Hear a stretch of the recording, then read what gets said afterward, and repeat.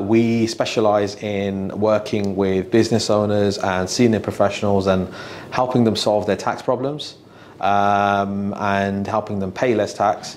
And we cover all aspects of financial planning, wealth management. There's lots of areas within that, so it really depends on what our clients' individual needs are. But we tend to do a lot of work in the space of retirement planning, helping people reach their retirement goals. A lot of our clients are looking for tax-efficient ways to invest their money, get it working harder for them, because obviously lying in the bank, it's not doing great. What's up, lovely people? Welcome back to another video right here on Entrepreneur Podcast Club. I'm your host, Mr. EPC. Give big, massive round of applause to my very special guest, Waqas. So welcome to the show first and foremost, and thank you very much for your time. So you recently won an award in December 2023. So what was that award, and what was the feeling like getting that award? Firstly, thank you for having me on your podcast. Really appreciate it. No problem. And obviously look forward to having this conversation with you. Yeah, it was the Professional in Excellence Award, which I won in which was given to me in December in collaboration with the Institute of Directors and a business networking event called Chutney and Chat. So they basically, recognised me on the night for the work that I'd been doing within the community and with my clients, helping them with their financial services needs. Completely was kind of came out of the blue. It was their annual anniversary dinner event, which I was at. And they normally give out these awards, and they had won. It was a very surreal thing, because when your name comes out and when you're not, if you are expecting something to happen, it's different. But this was completely unexpected. So obviously I was really pleased, and it's an amazing feeling to get that recognition, and stand up in front of everybody, and I've got a nice plaque at home to show as well, and it just gives you that motivation to carry on and do more. And help more people, basically. Yeah. Okay, fantastic. So well done, and many congratulations on winning the award. Thank you. So in terms of the Pathway Group, the Chutney and Chat award ceremony, so do you just want to tell the viewers a bit about that? Yeah, absolutely. So when I started Aga Wealth Management, which is my company, just over 2 years ago, obviously networking and business networking was something that I'd been told was very important. It's crucial. It's important to get out there and meet people, and that's how you create opportunities. And I hadn't really done a lot, to be fair. And from memory, I think Chutney and Chat was probably one of the first or the first business networking events that I went to. And it was really strange, because I met some old family friends there and people that I hadn't connected in years, and they found them to be there as well. So I mean, Chutney and Chat is a business networking platform. It's in association with the Pathway Group. There's a couple of individuals I want to give a shout out to. There's Abid Khan and Mr. Safraz Ali, who have been very supportive for me and lots of other business people throughout the Midlands and beyond. And basically, it's just a place to get together. It's really nice location. We have some really good food. Everybody gets together, and the main key thing that I like about it is the keynote speakers that they get. These are people that have really done well in their field, in their industry, and have a lot to share. So they kind of come, take center stage, and really share their pearls of wisdom with everybody. And it's not kind of formal, stuffy networking as well. Everybody's kind of sitting around over a table. You'll spend a whole evening with a table of at least 10 people, so you get the chance to chat to everybody, understand what they do.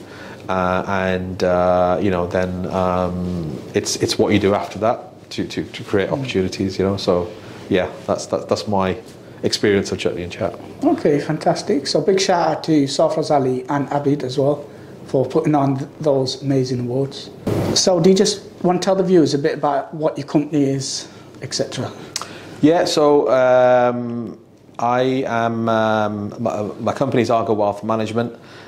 We specialize in working with business owners and senior professionals and helping them solve their tax problems and helping them pay less tax. and we cover all aspects of financial planning, wealth management. There's lots of areas within that, so it really depends on what our clients' individual needs are. But we tend to do a lot of work in the space of retirement planning, helping people reach their retirement goals. A lot of our clients are looking for tax efficient ways to invest their money, get it working harder for them, because obviously lying in the bank, it's not doing great. And also I tend to advise or help clients a lot with protection, financial protection. So that's making sure that they've got the relevant insurances in place for them as individuals or their business in case the worst should happen. Obviously we don't want the worst to happen, but it just gives them that reassurance that they've got some security there, really. So that's, yeah, those are the main areas that I work in. Okay, fantastic. And how long has Aga Wealth been running for?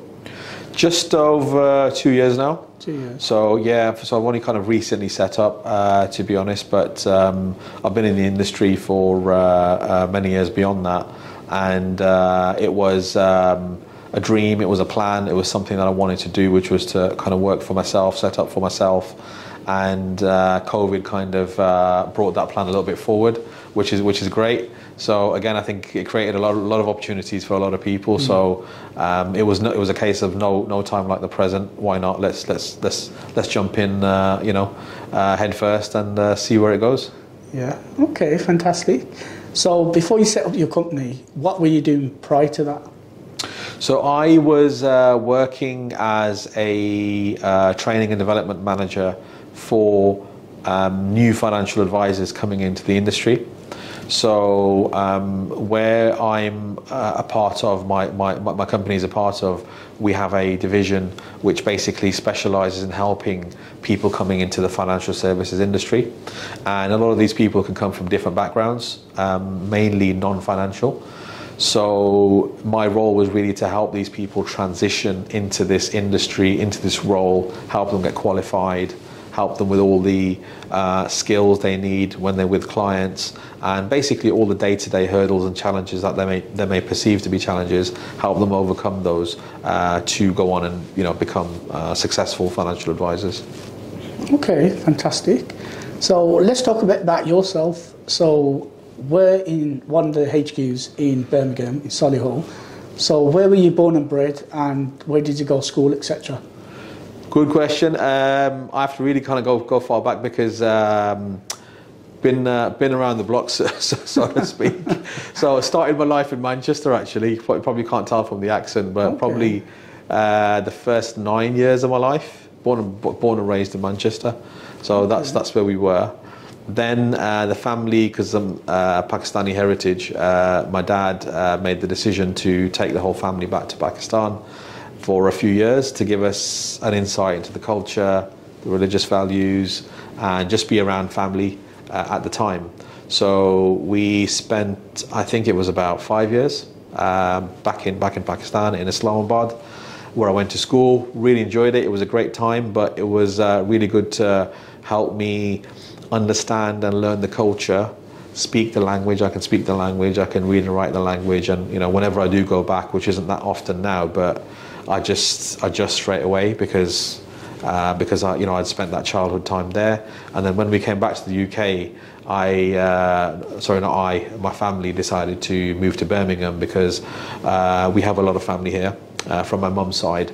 So it was only a case of when we were picking a destination, my mum kind of made sure it was going to be Birmingham, and been settled here ever since. So school-wise, I went to Yardley School in Tyseley, and then I went to Solihull Sixth Form College, and then I went out of town to university, which was De Montfort in Leicester. Okay, fantastic. So how was that shift when you moved from Manchester to Pakistan, and how old were you when you moved? I must have been about 9, and to be honest with you, it wasn't like, just thinking back, it wasn't like a huge culture shock. To be fair, because I think if I remember, I could kind of speak the language and stuff at the time, and especially the schools that we went to. So in Pakistan, I don't know if they have them now, but they used to have like English medium or Urdu medium schools, and we went to English medium schools. So most people there spoke English and fairly fluently. And the other good thing was that I remember there was a lot of kids that were actually like me from the UK and living in Pakistan and studying there as well. So that really helped. So I made friends quite quickly, and it was good. I think it was probably more the other way around, transitioning back to the UK when I came back, because when I did get back, it was straight bang in the middle of GCSEs. Okay. So I think like middle of year 10. That's when I joined here. So it was a case of adjusting to everything and then finding my feet and then focusing on GCSEs as well. Okay, fantastic. So in terms of the qualifications over there, had you already started doing sort of like GCSE level education over there in order for you to quickly adapt when you return back here? Yeah, I mean, to be fair, I would say that, from memory, actually, I was doing O-levels. I don't know if you recall O-levels or not, so obviously we've got A-levels, but O-levels used to be a thing apparently in the UK, I think before GCSEs, but I never heard of them here. But in Pakistan I was doing O-levels, and to be fair, I remember some of the subjects and the books that we were studying was really advanced stuff. It was tough. So when I came to the UK, I relatively found GCSEs a bit more easier to digest, put it that way. Because I still remember, my physics book in Pakistan, it was about that thick. Wow. And getting my head around some of those concepts was not easy. But the kids there are, they're really focused. They're really sharp, and they get a lot of support from home, from tuitions, this, that, the other. And their whole focus is all about education. Yeah. Whereas here, obviously, education is one thing, but we've got people doing so many other things as well. Okay, fantastic. So if someone wants to go into wealth management, what steps can they take in order to go into that industry? Okay, well, I think it's really good that you've asked that, because I think it's a very underrepresented sector for especially ethnic minorities, people such as myself. And I personally kind of just fell into this industry, didn't really know much about it. I knew I wanted to work in finance or banking or something to do with money in some description, but didn't really have the direction at the time. So now the career is a lot more established. There's a lot more easier routes to market. There's different routes that different people can do, and it can be quite structured as well, which is great for someone that doesn't really know a lot about the industry. So, I think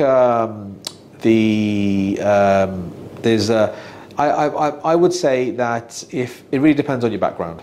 So let's break it down. So let's look at, let's say, people that are looking to get into an industry that don't have any sort of direction, that may be graduates or students or whatever, are thinking about what to do.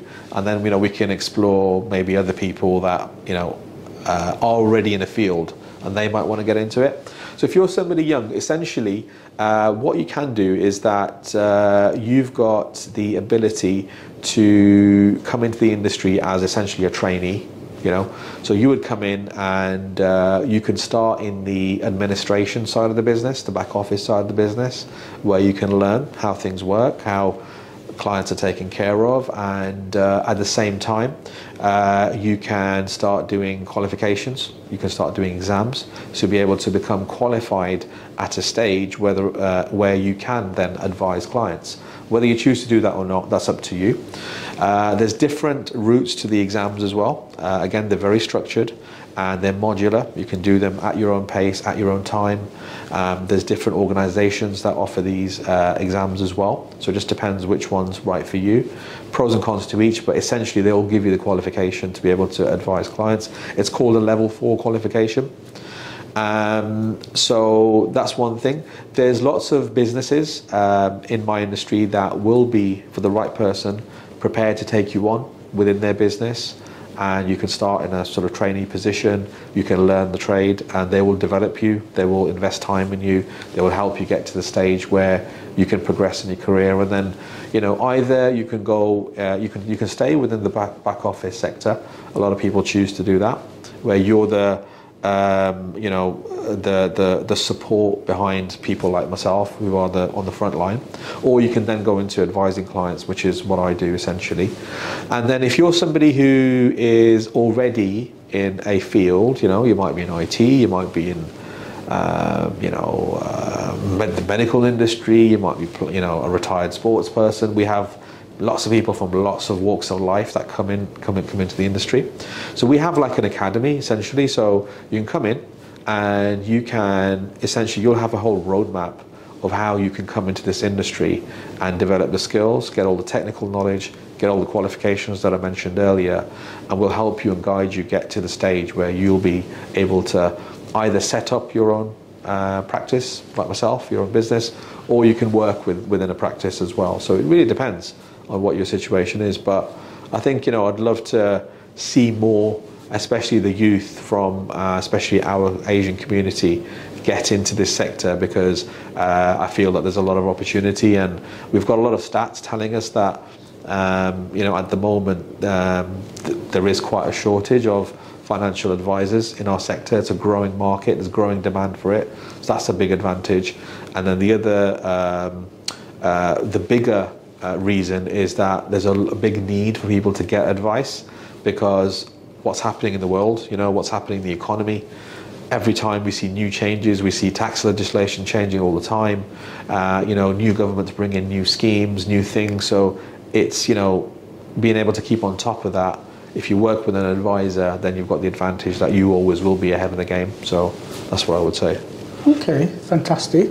So if you are watching this and are interested with some of the stuff that Waqas has said, I will put the link to his Instagram in the description box below. So please do check that out.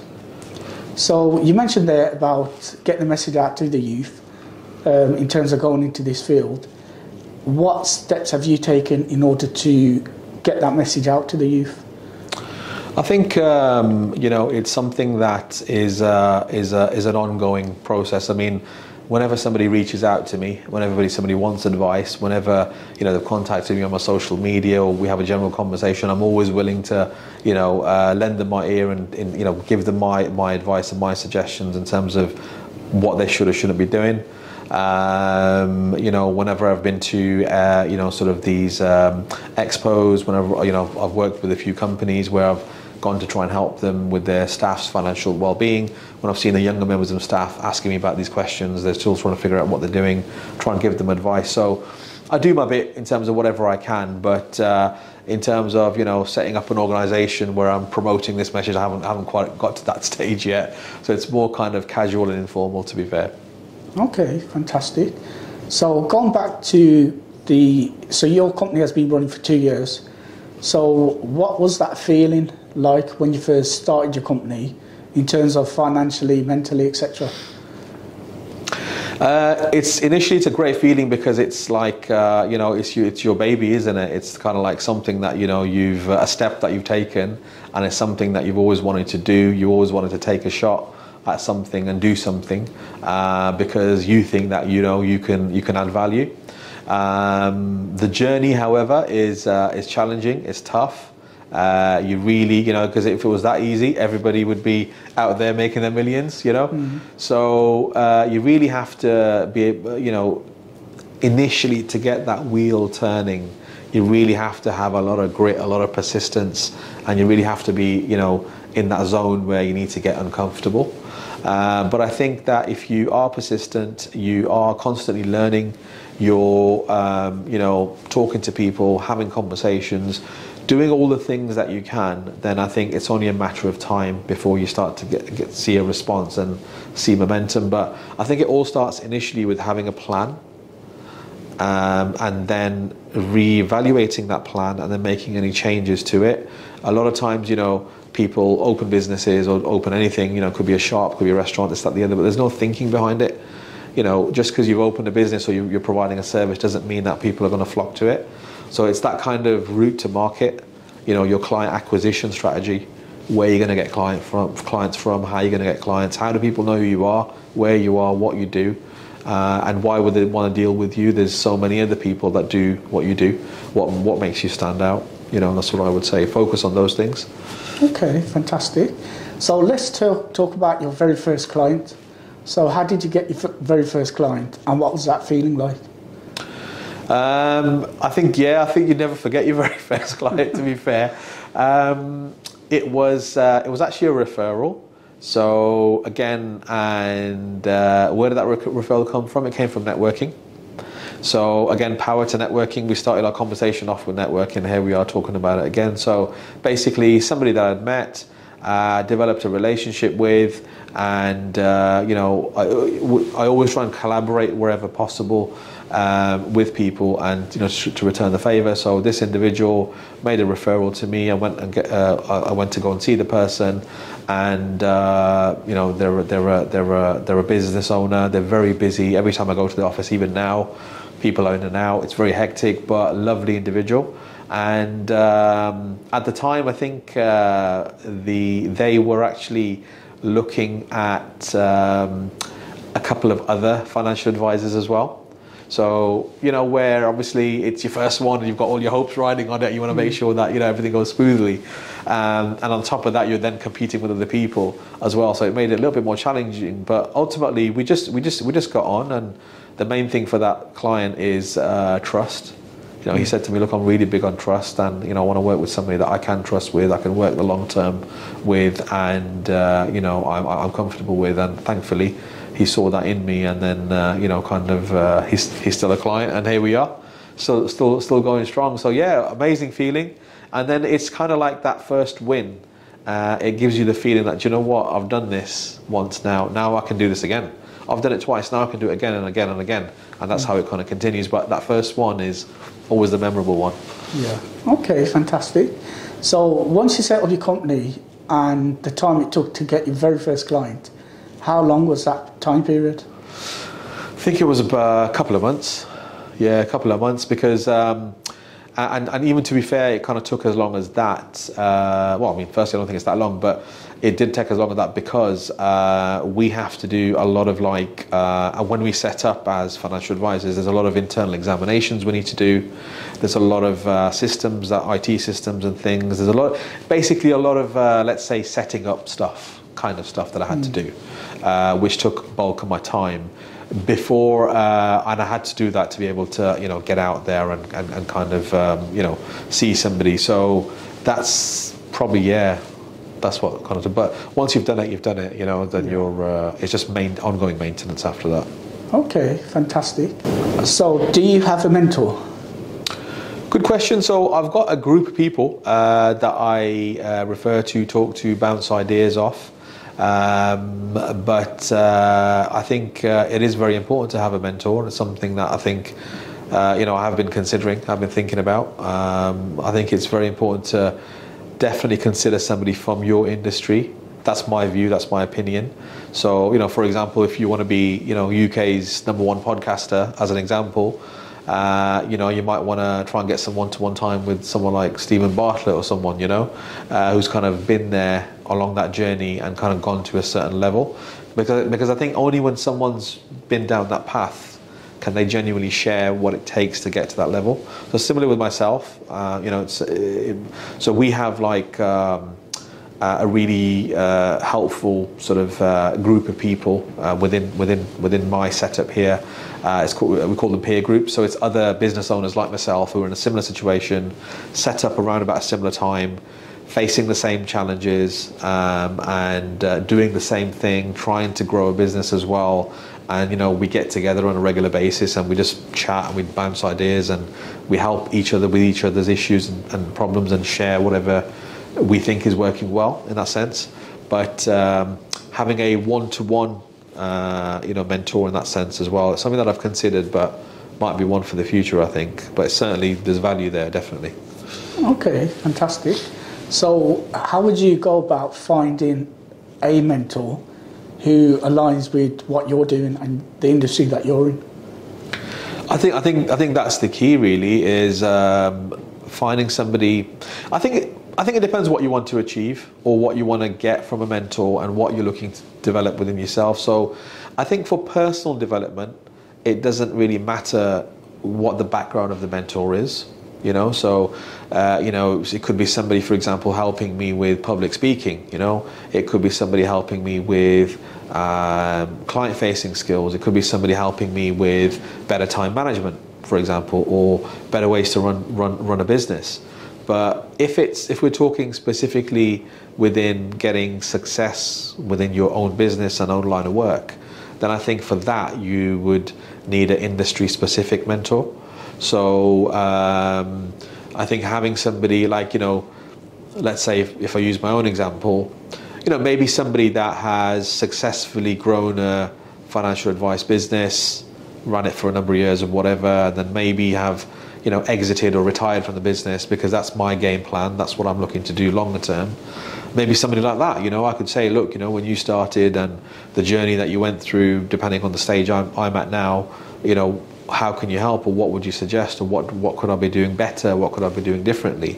And I think that's the other thing as well, always asking yourself that question, reflecting, to say, how can I do things differently, and what can I learn from, because every situation, even things that don't go so well, because obviously not every day is rosy, right? You have your ups and you have your downs as well.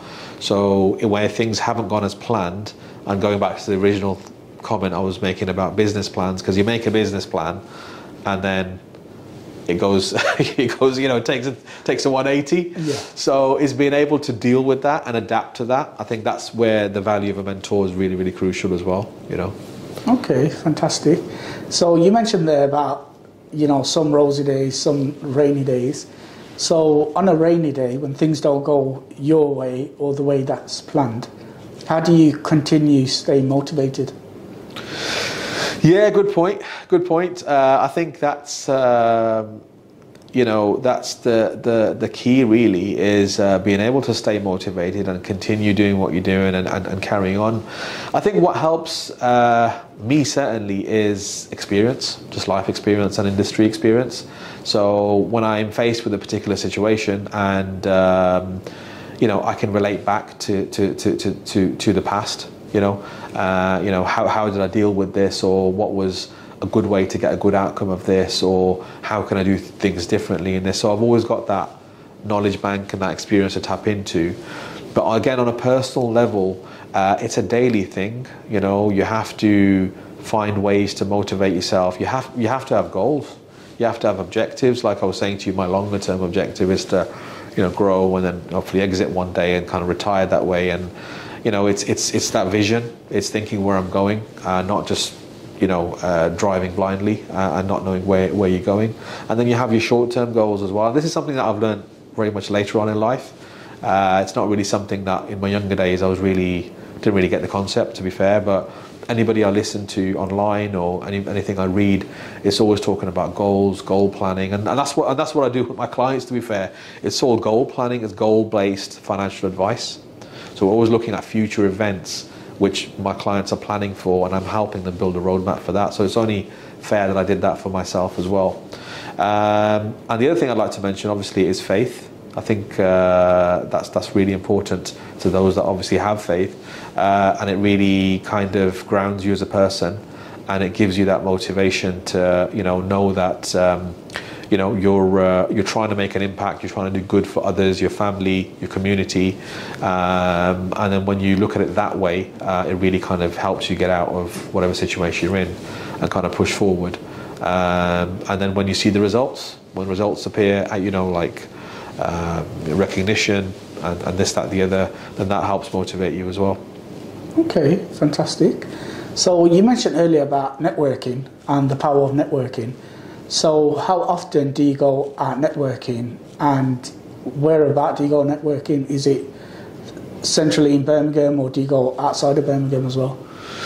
Yeah, I'll answer the second part first. So I'll keep it very simple. I'll keep it local. Don't really tend to go out of town as much because I don't really see the need.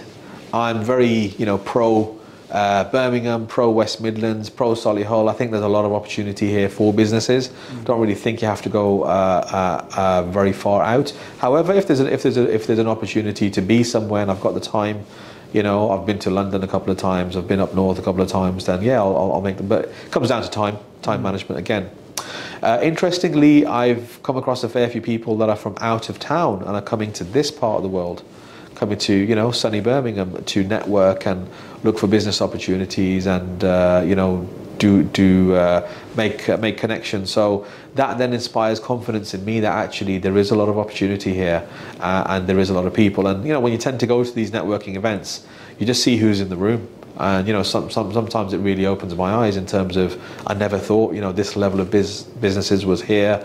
This caliber of business owners and directors and professionals are here as well. So it's really nice to see that. Where do I network? I'm pretty much open-minded, to be fair. So whether it's something to do with the Chamber of Commerce, already mentioned the Institute of Directors. You get a lot of it's just a case of Googling business networking and just seeing what comes up. But I really like the local stuff.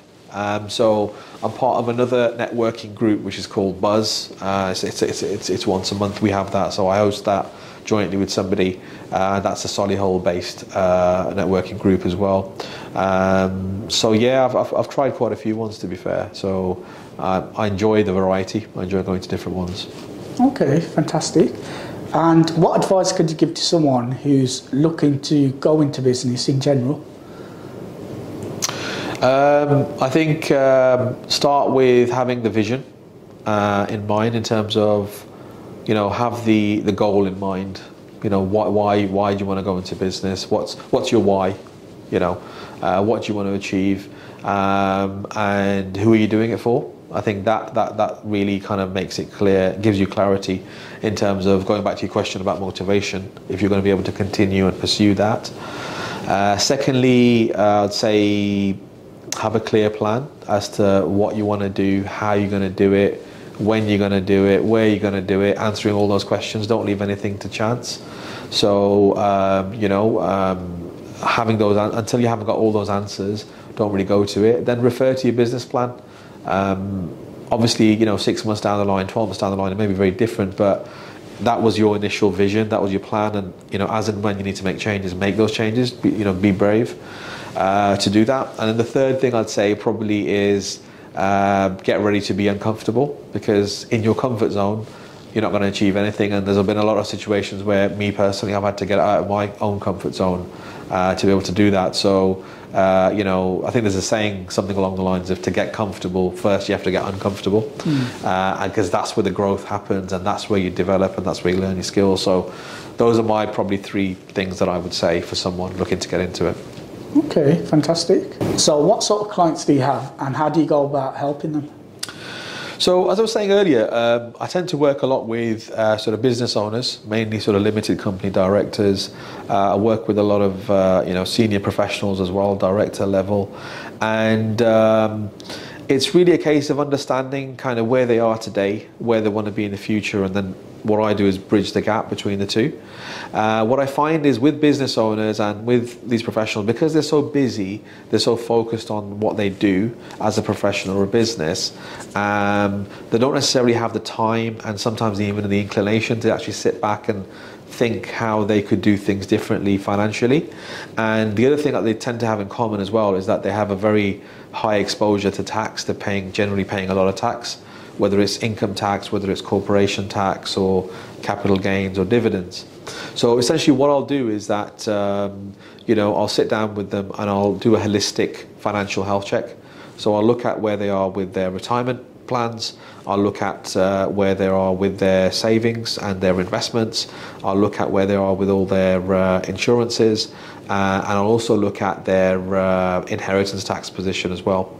So making sure whatever they've worked hard and built up for, it's not all going to go to HMRC. So a lot of the times I'm at the moment it's tax season, so a lot of people are very interested in using up their annual ISA allowance. So it's where you can invest money into an account and you can put £20,000 a year in, and it's free for income and capital gains tax. And then also with a lot of business owners at the moment, they're interested to top up their pensions, because if they invest into a pension through their business, it's business funded, so it becomes a business expense. It decreases their taxes. It helps build them a nest egg for the future, and it also takes it out of their estate, so there's no inheritance tax on there as well. So I would say probably, yeah, those are the two main things I'd say. One is, ISA allowances as a starting point, and then your annual pension allowance, and then we can get into more complicated areas such as trusts and making sure that whatever you've built up goes to your loved ones rather than HMRC. Okay, fantastic. So as an example, let's say you had someone who works for a company at C-level level, who's on about 300 grand a year. So how would you go about ensuring that they're not paying as much tax as they're currently paying, and make the better choices for their future? Good question. So I think when you're in that kind of a position, or any position where you're essentially employed, right? The only way you're going to become tax smarter or tax efficient is by using up all of your annual allowances available.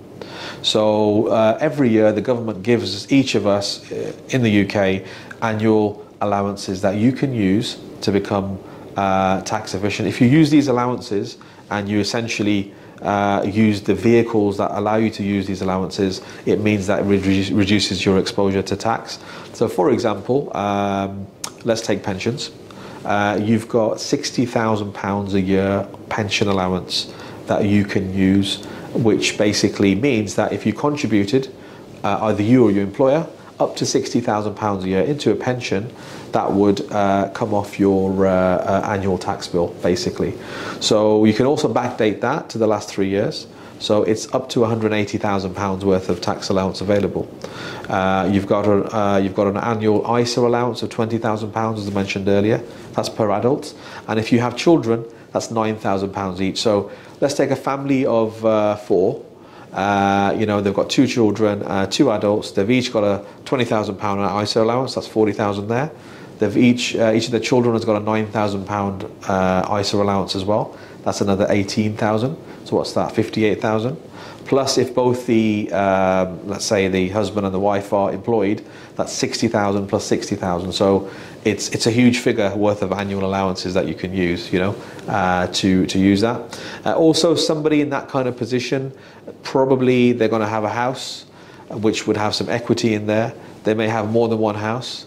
They may have a business or 2 as well. I don't know. They may have other investments. If we add all that up, if it goes over the value of £325,000, then they're liable to inheritance tax as well should they die. So we would then look at other vehicles that would help them mitigate that tax should they pass away, whilst creating a nest egg for their family. So generally things like trusts you can use to be able to transfer wealth into, and then it means that their wife and children would be able to benefit should anything happen to them, should the worst happen. Okay, fantastic. So going back to the pension that you mentioned, £60,000 yearly allowance. So going back to my example of C-level member staff, work for a company on 300 grand a year. So some companies, they tend to, let's say you contribute like 5%, the company gives 10%. So in terms of that 60,000, is that your allowance, the 5%, for example, that you contribute? So depending on what your pension setup is with your company, those percentages normally are set by the HR of the company. You do normally have the option to over contribute as well, so you don't have to necessarily stick to those percentages.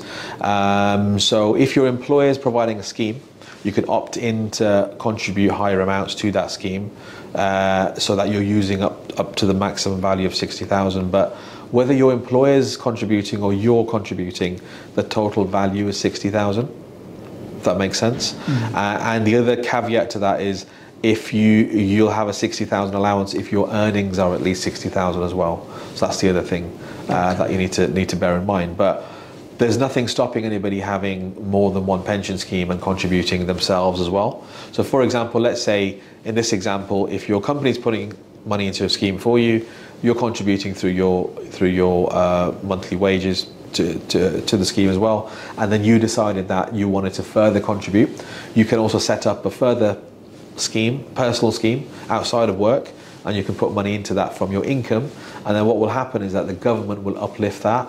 So for example, if you put £100 into a personal pension, it will only cost you 80 if you're a basic rate taxpayer, because the government will put £20 in there.